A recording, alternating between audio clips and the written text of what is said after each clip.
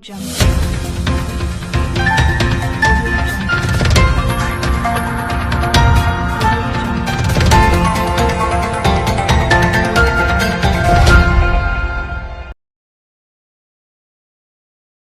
News കാലാവസ്ഥാ വാർത്തയിലേക്ക് സ്വാഗതം. സംസ്ഥാനത്ത് കഴിഞ്ഞ ദിവസങ്ങളിലായി ലഭിച്ചുകൊണ്ടിരുന്ന മഴയിൽ താൽക്കാലിക കുറവ് വന്നിരിക്കുകയാണ്.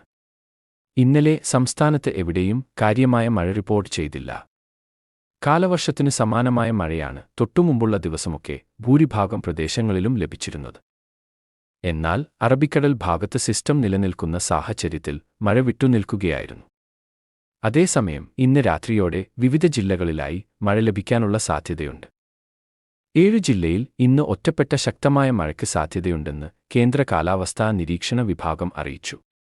ആയതിനാൽ തിരുവനന്തപുരം, കൊല്ലം, പത്തനംതിട്ട, ആലപ്പുഴ, കോട്ടയം, ഇടുക്കി, എറണാകുളം ജില്ലകളിൽ യെല്ലോ അലർട്ട് പ്രഖ്യാപിച്ചു. മഴയ്ക്കൊപ്പം ചിലയിടങ്ങളിൽ ഇടിമിന്നലിനും കാറ്റിനുമുള്ള സാധ്യതയുണ്ട്.